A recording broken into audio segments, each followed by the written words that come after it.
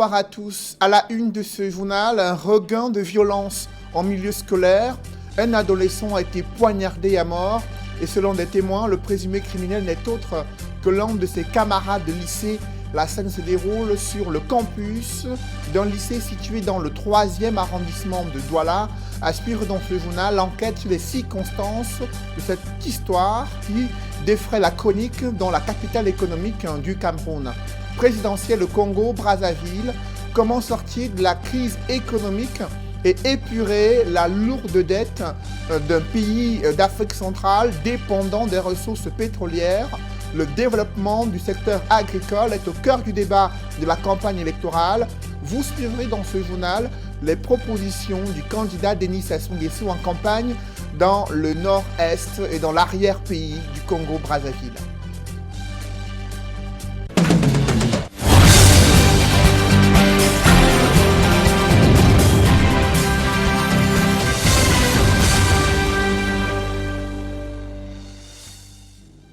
Merci de suivre cette édition complète de l'information sur Equinox Télévision.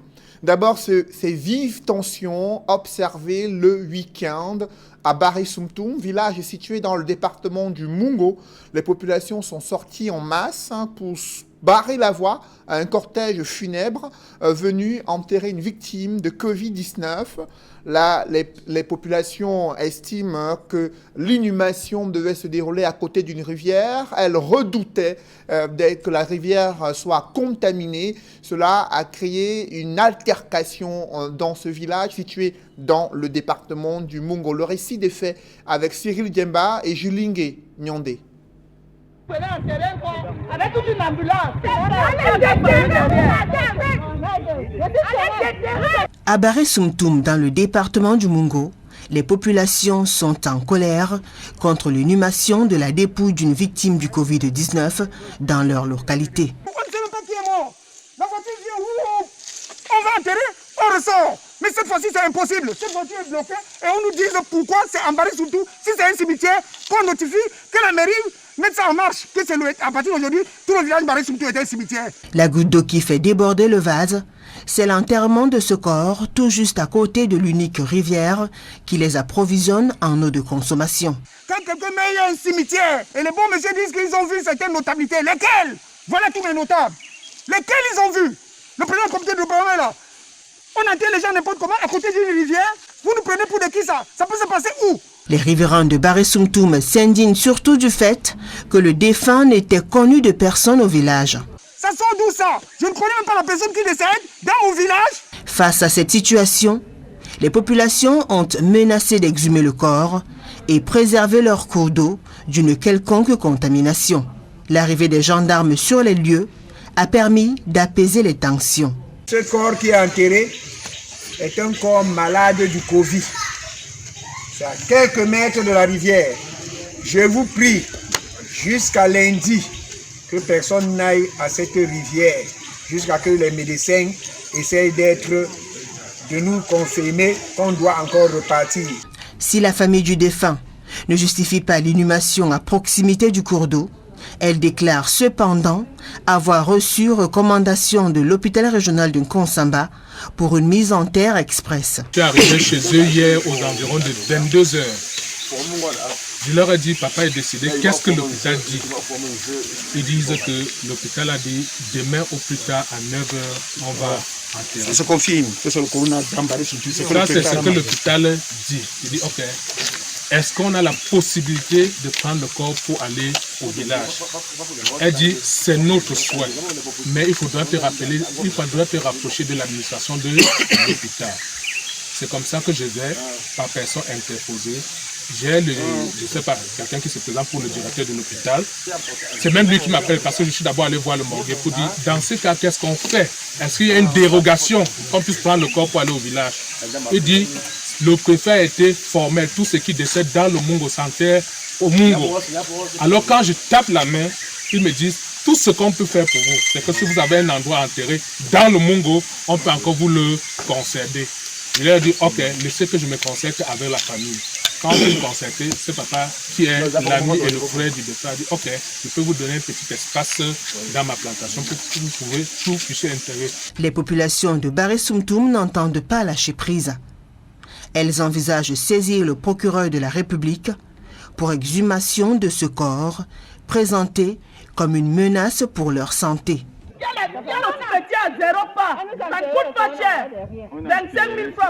Dans le cadre de la lutte contre la pandémie de Covid-19, 2000 masques ont été remis aux commerçants du marché central de Yaoundé. En procédant à cette distribution, le ministre de l'administration territoriale et les autorités locales comptent renforcer la protection des commerçants considérés comme les cibles les plus exposées à la contamination au Covid-19 du fait de la négligence des mesures barrières dans les espaces marchands. Paul Atangandi a demandé aux commerçants de protéger leur santé et d'être exigeants envers leurs clients pour le port du masque avant toute transaction commerciale dans leur boutique. À cet effet, je vous invite à suivre Paul Atangandi, ministre de l'administration territoriale.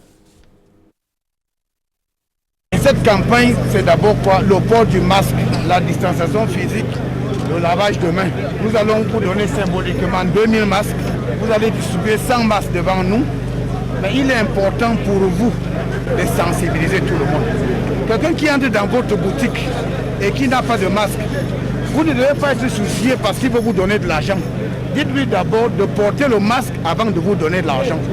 Parce que si vous êtes contaminé et vous mourrez, l'argent ne servira à rien. Il est important, voilà pourquoi nous sommes là. Le président de la République nous a demandé de faire cette sensibilisation et de descendre sur le terrain. Et que toutes les communautés, tout le monde est concerné. Les autorités religieuses, les chefs traditionnels, les maires. Vous devez vous organiser. Vous savez, le marché reçoit 10 000 personnes par jour. Donc la contamination est très facile dans un endroit comme le marché, la gare routière, les églises. Voilà pourquoi il est important pour nous de faire cette sensibilisation. Et vous devez être des relais responsables, puisque c'est vous qui tenez le marché. Et les gens vous écoutent. Mettons le cap sur Bafoussam, là où un incendie est survenu dans une concession familiale. Les flammes ont fait un mort. La victime est un enfant. Il a essayé d'échapper à la furie des flammes dont l'origine reste inconnue. Le Klat Sakem nous en dit plus dans ce reportage. Voici ce que je vois à la télé. Consternation, émotion au domicile d'un Kamdem dans la ville de Bafoussam. Cela fait suite au décès du jeune Ivo Marquet que voici, mort calciné dans la maison familiale au lieu d'une mairie rurale. L'incendie s'est déclenché au milieu de la nuit. Les circonstances de ce triste événement sont ici relatées par les proches. Je suis rentré, je suis arrivé à la maison. Comme je dors en bas, il dort en haut avec ses frères. Il n'y avait personne, il monte alors en haut du dos. Il est parti se coucher. J'étais assis au salon, après le sommeil m'a pris, je me suis couché sur le canapé. Bien après, j'ai vu comment la lumière, la télé s'est éteinte une fois. Et qu'est-ce qui se passe? C'est sûr que le compteur a sauté. Je suis entré dans la chambre me coucher. Après me coucher, je comprends comment quelqu'un se place en haut. Je dis qu'il y a le feu. Il y a le feu. Je me réveille. J'ouvre la porte, je vois que la grande maison était à tout rouge. Je suis parti cogner la porte, j'ai appelé mon fils fatigué. J'ai appelé mon fils fatigué jusqu'à maintenant, mon fils n'a pas répondu. J'ai appelé la épouse de ma mère. Elle s'est levée sur le moment d'ouvrir la porte, il n'y avait pas moyen, elle est sortie par la fenêtre. Aux environs de 2 heures, les voisins m'ont appelé que le feu a pris à la mairie. Je dis qu'il y a quoi? Il dit qu'il y a eu l'incendie. Ça a pris tous les boutiques et la grande maison. Je dis que les enfants sont hauts. On dit que ça a tué un enfant, il était dedans avec une grand-mère. La grand-mère est passée par la fenêtre, elle a cassé même le pied. L'enfant s'est battu. On lui est retrouvé au salon, déjà castré. On a porté le corps. On est arrivé à la morgue, on a dit qu'on ne peut pas garder. On est parti au village avec le corps. L'OPI arrive en l'absence de certains occupants partis à une veillée funèbre. Il y avait la veillée ici à la Totale. Tous les enfants étaient là. On a dit que celui-là a dit que non, il ne peut pas sortir avec le foie. Qui peut sortir, le palu l'attrape avant de se coucher dedans. Fait curieux, la concession consumée par les flammes se trouve sur un jet de pierre de la base des sapeurs-pompiers. Quand le bassinet a vu la fumée en train de sortir, il a cogné le bas si les gens étaient là-bas pour boire. Il a que vous buvez comme ça, il y a le feu qui sort dans la maison là. Après on a alerté les sapeurs-pompiers. Ils sont venus quand la maison était déjà... Oui, tout envahi comme vous voyez là. Les sapeurs n'étaient pas là à temps parce que les Benzineurs sont partis taper le chez eux en plusieurs reprises. C'est un sapeur en civil qui vient encore démarrer le camion, déplacer le camion et l'amener au lieu fixe. Outre le décès du jeune Aïvo âgé de 14 ans, les flammes ont endommagé tous les biens matériels dans les 4 boutiques et la concession familiale. Sur le site, transformé en un lieu de pèlerinage, le reste des meubles, tôles, documents jonchent le sol. Les circonstances de cet incendie restent inconnues.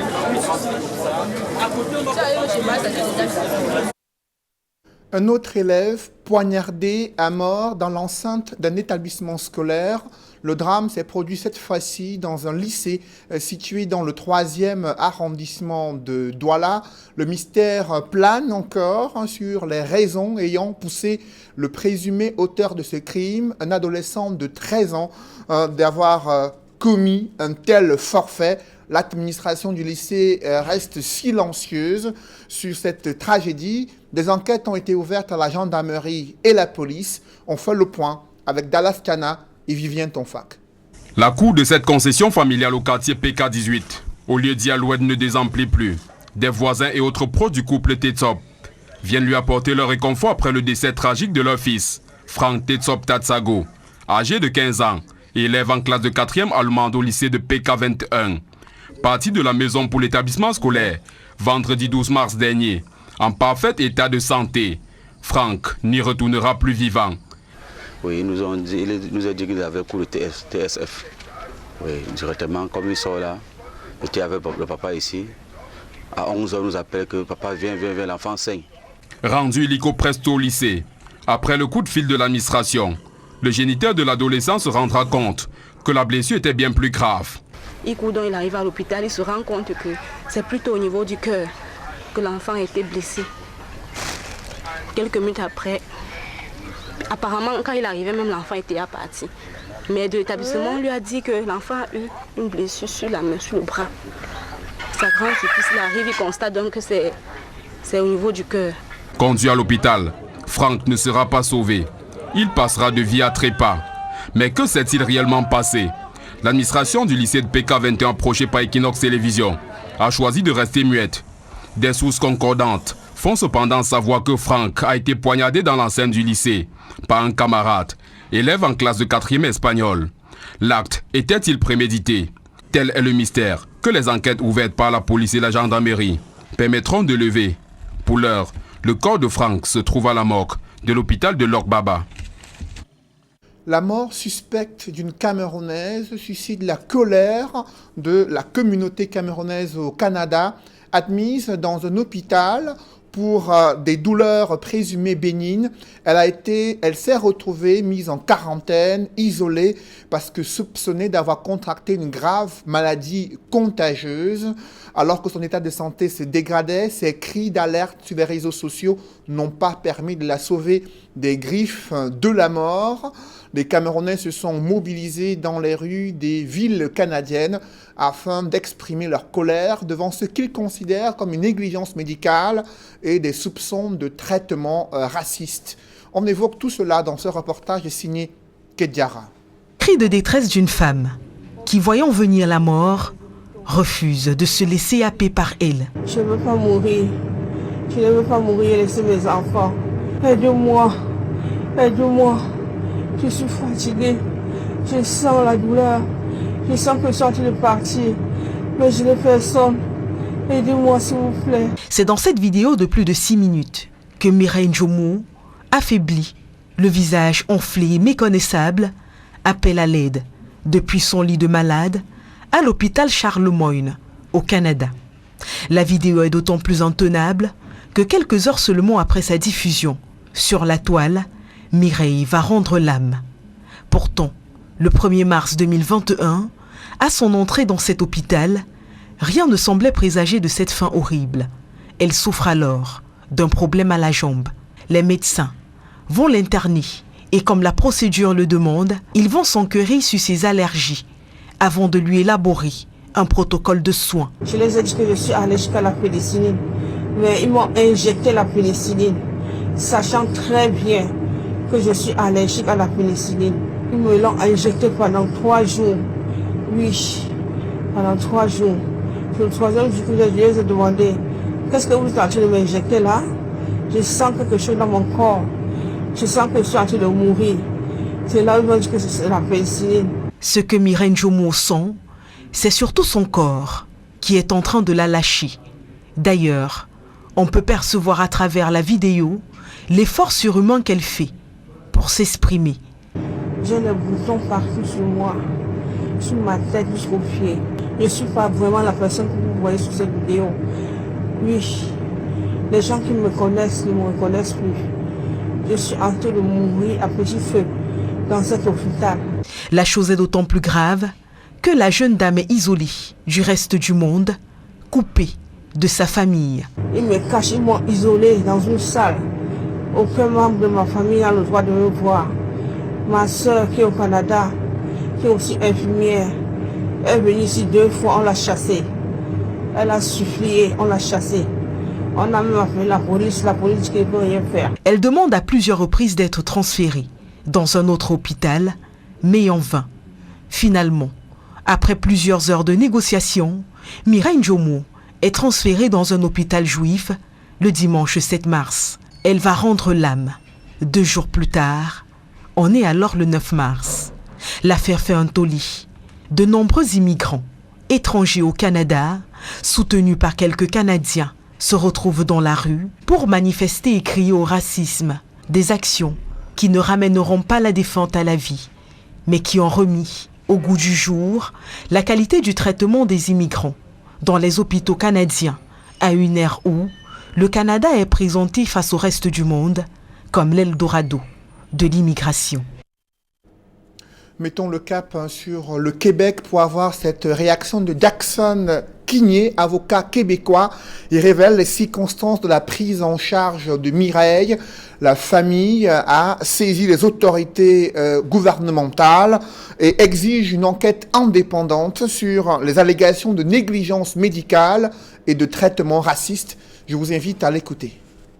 Dans cet hôpital-là, elle avait eu perte de confiance vis-à-vis du personnel médical et qu'elle demandait à la communauté camerounaise et africaine en général de la faire sortir de cet hôpital-là.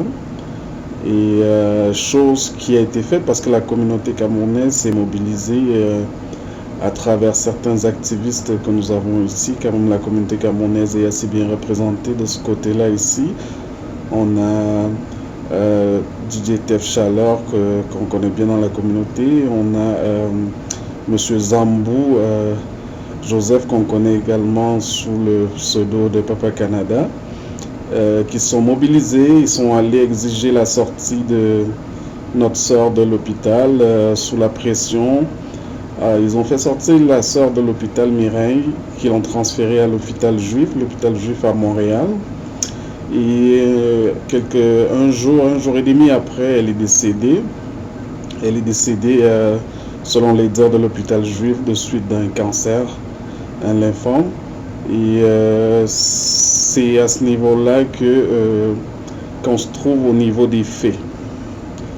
Là, la communauté camerounaise également, à la suite, s'est mobilisée parce que ce cri d'alerte a été quand même assez poignant et a alerté la communauté canadienne et la communauté internationale également, parce que j'ai eu des appels, moi particulièrement de partout, j'ai eu des appels du Cameroun pour dénoncer cet état de fait. Et nous avons pris une autorisation de manifester. On n'a pas une autorisation, on a déclaré une manifestation devant l'hôpital à la ville de Longueuil. Les policiers ont été d'accord, ils étaient là pour encadrer la manifestation. Et c'est ça, on a manifesté sous la houlette justement encore une fois de plus de Tef Chaleur, de Papa Canada, Zambou Joseph. Et toute la communauté était là, ça a été bien accueilli. Tout le monde est sorti malgré le froid, il faisait assez froid, il faut le dire. Toute la communauté est sortie et elle a été mobilisée. Toutes les chaînes de télé canadiennes et montréalaises étaient présentes. C'était quand même assez médiatisé. Et aussi les télé et radio web, elles étaient présentes. Ça a été assez médiatisé et c'était le but. Le but, c'était de porter haut nos aspirations, faire à ce que ce qui s'apparente à être un acte raciste s'apparente, je dis bien, et des réponses. On a demandé des réponses, on attend des réponses. En fait, on a manifesté ce jour-là pour demander des réponses. On voulait la création d'une commission d'enquête indépendante, mais déjà, ce qui a été fait, c'est que le coroner s'est saisi de l'affaire. Vous devez savoir, le coroner ici, c'est une institution publique qui généralement se charge d'enquêter sur les morts suspectes. Ça veut dire que déjà on reconnaît que la mort de Mireille était une mort suspecte, afin de prévenir d'autres morts similaires par la suite. Vous l'avez suivi, un organisme public canadien a ouvert une enquête pour mort suspecte de Mireille, afin d'en savoir davantage sur le protocole thérapeutique qui a été appliqué à cette ressortissante camerounaise établie au Canada. Au Cameroun, c'est un nouveau vent de colère qui souffle sur le chantier naval de Douala, courroucé par de mauvaises conditions de travail. Certains employés ont initié un mouvement d'humeur à l'image de ce rassemblement que vous voyez en image devant les locaux de l'entreprise. Ils ont bloqué l'accès au complexe ce matin pour exiger le paiement de 3 mois d'arriérés de salaire, des primes de technicité qui datent de près de 10 ans, disent-ils. Les grévistes déplorent également l'absence d'assurance maladie, des manquements qui contribueraient à entacher le climat social au sein du chantier naval et industriel du Cameroun. Les forces de l'ordre déployées sur le site étaient parées afin d'éviter l'embrasement de la situation. Une réunion de crise a été convoquée par le préfet du Vouri. Il a rencontré les manifestants. Les résolutions restent attendues. Il faut dire que le malaise social est profond au sein du chantier naval, une entreprise qui vit au rythme des grèves depuis une dizaine d'années. Je vous invite à suivre la réaction de l'un des manifestants, par ailleurs président d'un syndicat. Nous revendiquons 3 mois d'arrêt de salaire, les droits des retraités, le paiement des arrêts de primes salissures, technicité et risques, le reversement des retenues syndicales. Ce sont les principales revendications que je viens de vous dire. Il y a les arrêts de primes de technicité qui datent depuis 2010, donnés par le conseil d'administration. Nous revendiquons aussi les histoires comme l'assurance maladie. Vous savez, une entreprise comme la nôtre, on n'a pas d'assurance maladie depuis 6 ans. Nous sommes une entreprise à haut risque. Voilà à peu près ce qu'il faut pour une bonne productivité dans une entreprise. Dans l'actualité politique, le comité exécutif national du SDF tense l'honorable Joshua Ossi, le premier vice-président de ce parti, est sommé de joindre sa voix à celle des députés RDPC pour faire inscrire la crise anglophone à l'ordre du jour de la session parlementaire en cours. Le SDF lui reproche d'avoir signé cette pétition adressée aux parlementaires américains lors des travaux du NEC placés sous la présidence du chairman Ni John Frundi à Yaoundé. La gestion opaque de la crise sanitaire a été dénoncée. D'autres détails avec Élisée Bogba et Marcelin Gansop. Des gens, nous sommes un parti dynamique, des personnes peuvent avoir des opinions différentes, mais ce qui importe, c'est les résolutions qui sont prises à la fin des débats. Et ces résolutions n'ont pas été tendres envers le premier vice-président du SDF. Il est demandé à Joshua aussi de faire une autre pétition avec les autres députés signataires du RDPC pour inscrire le problème anglophone à l'ordre du jour à l'Assemblée nationale. Dans le cas contraire, la deuxième personnalité du SDF devrait simplement se retracter par rapport à la signature qu'il a apposée sur la pétition adressée récemment par un groupe de 62 députés au Congrès américain. Cette résolution du NEC sonne comme un désaveu et relance le débat sur les prises de position de certains responsables du SDF, lesquels tranchent souvent avec la position officielle du parti, lorsqu'elle ne sème pas simplement de la confusion dans les esprits, au point où d'aucuns y voient une sorte de cacophonie sous fond de dissension. La dissension, il n'y en a pratiquement pas. Sinon, il y a des points de vue divergents dans les partis et on doit chaque fois tirer tout ce qu'il y a de positif dans ces points de vue pour faire un parti fort. Le NEC s'est aussi préoccupé de l'avenir du parti au lendemain de la débâcle enregistrée lors des élections présidentielles, législatives et municipales. La base, comme tout parti leader, n'a pas apprécié par exemple notre score. Nous digérons toujours mal nos scores à la présidentielle et même aux dernières élections. Et nous leur avons posé la question de savoir comment faire pour revenir en force. Et à ce niveau-ci, les militants nous ont dit quoi faire. Et dans les jours à venir, vous allez voir le déploiement du parti et vous comprendrez que nous avons répondu à leurs préoccupations. Déjà, ces prises de position différentes, participer ou ne pas participer, il faut bien que l'on comprenne que certains prétendaient qu'on n'y avait pas, d'autres disaient qu'on y a. Il faut qu'on amène les deux factions à se mettre ensemble. Parce que nous avons des résolutions. Une résolution du NEC qui demandait après 92 qu'on ne boycotte plus que l'élection que ce soit. Une autre résolution du comité exécutif national tenu à Douala le 10 août qui disait qu'on boycotte. Vous voyez déjà que ça crée problème, ça crée des dissensions. Il faut donc harmoniser tous ces points de vue. Au sujet du Covid, le SDF dénonce le laxisme du gouvernement et la rareté de l'eau qui est pourtant indispensable dans le cadre de la lutte contre cette pandémie. Le NEC est également préoccupé par l'opacité et la cacophonie qui caractérisent la gestion des fonds Covid, ainsi que la communication qui est faite autour de cette pandémie. Sur le plan international, le SDF prend acte et félicite Mohamed Bazoum pour son élection à la tête du Niger. Dans ce chapitre politique, les conséquences de la malgouvernance sont désastreuses au Cameroun. C'est le constat que fait Mamadou Mota, premier vice-président national du MRC, a accordé une interview exclusive à Equinox. Durant l'entretien, il a établi comment les populations à l'extrême nord se battent non seulement contre Boko Haram, mais également contre la pauvreté, l'exclusion sociale et l'abandon de la part des pouvoirs publics. Il a tensé le pouvoir de Yaoundé sur son refus de réformer de façon consensuelle le système électoral. Il a exhorté les jeunes à créer une véritable dynamique pour impulser l'alternance démocratique au Cameroun. Le point saillant de l'entretien exclusif de Mamadou Mota, c'est avec Flavien Valondongo. D'emprisonner la justice, de se saisir de la justice. C'est un homme serein, mais plus que jamais déterminé, qui a décidé de dire sa part de vérité. Le premier vice-président du mouvement pour la renaissance du Cameroun, après 20 mois d'incarcération, revient sur les raisons de son arrestation. Moi, j'ai fait ce qu'il y a de plus normal, revendiquer la libération de mes amis, revendiquer la cessation de cette guerre et justifier cette guerre inutile qui détruit des vies, qui mutile et qui déshumanise de façon irréversible des femmes dans le Nozo, de décrier ces détournements. Et la façon de le dénoncer, c'est de marcher où que ce soit. Ce qui fait mal à ce régime, justement, c'est de marcher à Yaoundé. Interpellé le 2 juin 2019, lors d'une marche de protestation à Yaoundé, Mamadou Mota avoue avoir subi des atrocités indignes d'un être humain. Ce qui marque, c'est la violence et l'excès de zèle de certains policiers qui vont jusqu'à taxer des Camerounais aux faciès sahéliens comme moi, de Bamileke. Qu'est-ce que vous faites dans la chose de Bamileke? Quand on vous donne combien? Ils vous donnent 1500 pour venir marcher, vous, des pères de famille. Ils ont molesté des jeunes hommes.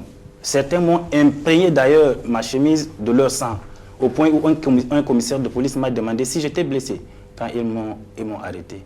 Dans ses explications, Mamadou Mota refute des accusations portées contre lui comme instigateur de la mutinerie survenue un mois après son arrivée à la prison centrale de Kondengui à Yaoundé. Cette manifestation a commencé quand j'avais à peine un mois en prison. On était en groupe ce jour à venir intervenir pour pouvoir calmer les prisonniers. Mais on n'a jamais interpellé les autres parce qu'ils sont les fils des uns et les fils des autres. Parce qu'ils n'étaient pas du MRC. D'ailleurs, même le régisseur a refusé de venir témoigner. Mais comme il fallait donner un nom et un visage à cette manifestation. C'est comme ça qu'on nous a désignés comme tête de proue. Le premier vice-président du MRC fustige le système judiciaire camerounais qu'il accuse d'être sous l'influence du régime en place. Personne ne peut justifier pourquoi c'est Paul Biya qui doit chaque fois convoquer et animer le Conseil supérieur de la magistrature. Dans une dictature, c'est normal, mais dans un état de démocratie, ça des choses qui n'existent plus. Il faut une séparation réelle de pouvoir entre le pouvoir exécutif et le pouvoir judiciaire. Aujourd'hui, les magistrats sont prêts à vous sacrifier à la demande d'un ministre de chez vous, parce qu'ils veulent avoir des faveurs du régime, puisque c'est le régime qui les nomme. Pour lui, les régions septentrionales sont frappées de plein fouet par des crises alimentaires et sécuritaires. Une situation à laquelle l'élite locale reste amorphe. Toutes les zones aujourd'hui détruites par Boko Haram méritent d'être reconstruites. Les populations méritent d'être aidées sur le plan financier afin de leur permettre de retrouver leur autonomie. Alors, l'élite du Nord s'est couchée complètement devant Paul Biya pour dire qu'elles n'ont plus rien à demander. D'ailleurs, ça a été fréquent dans les discours d'un célèbre ancien délégué du gouvernement. L'extrême Nord n'a pas de doléances. Et au Nord, justement, l'accès à l'eau potable et buvable est un défi permanent. Ce dernier réitère son engagement et sa ferveur politique afin d'éradiquer les maux qui minent le développement du Cameroun. Pour Mamadou Mota, la lutte continue. Il est question de trouver un seul président de la République pour toute la nation camerounaise. Parlons de la présidentielle au Congo, Brazzaville. Ce pays producteur de pétrole traverse une crise économique liée à une dette importante et une chute drastique des recettes pétrolières, principale source de revenus de l'État congolais. Pour inverser la donne, le développement du secteur agricole est un axe majeur. Le sujet est au cœur de la campagne électorale. Que propose le candidat Denis Sassou Nguesso du Parti du travail congolais? Il axe sa stratégie sur la modernisation du secteur agricole. Écoutez-le durant sa campagne électorale dans l'arrière-pays congolais. C'est avec nos envoyés spéciaux Carlos Minoué et Guy Zogo.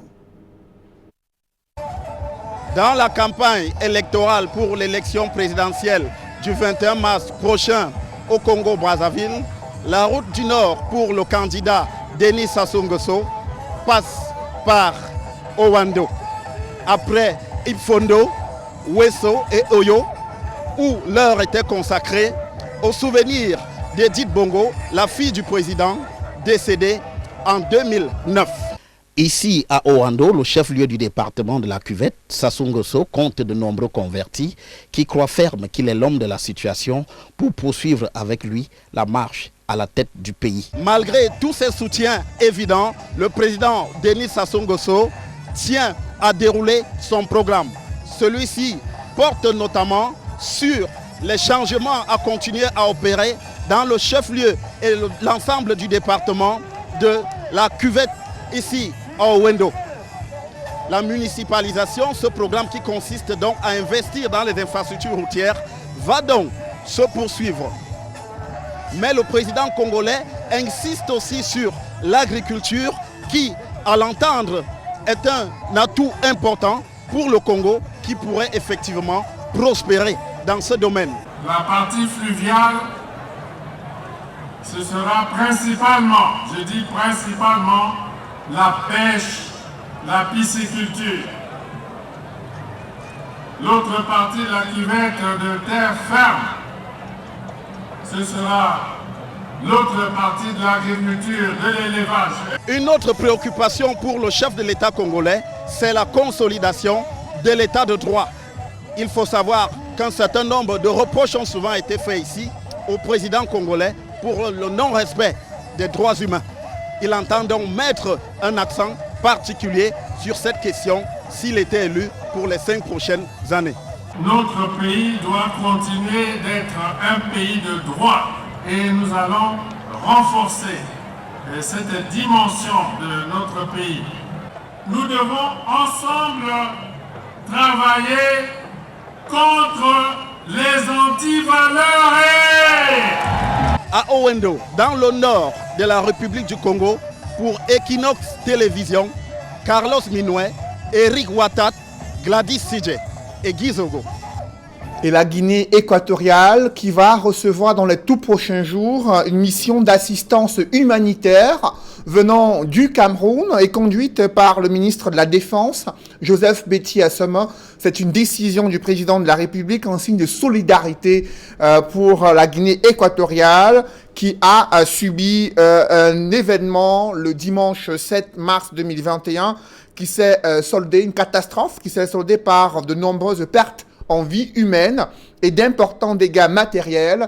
Selon une décision du président de la République, Joseph Betty Assoma conduira une mission d'assistance humanitaire.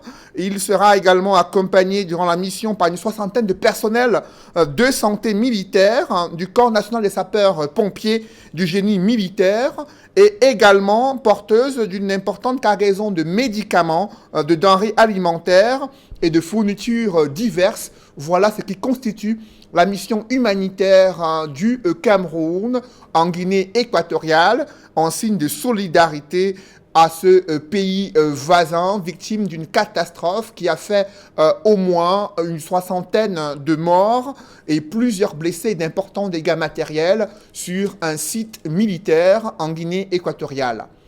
Mesdames, messieurs, c'est la fin de ce journal. Merci de l'avoir suivi.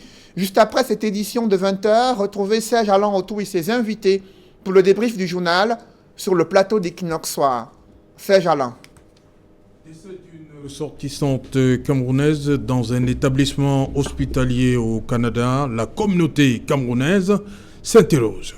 Et surtout, elle est en colère contre le traitement médical appliqué à cette ressortissante camerounaise.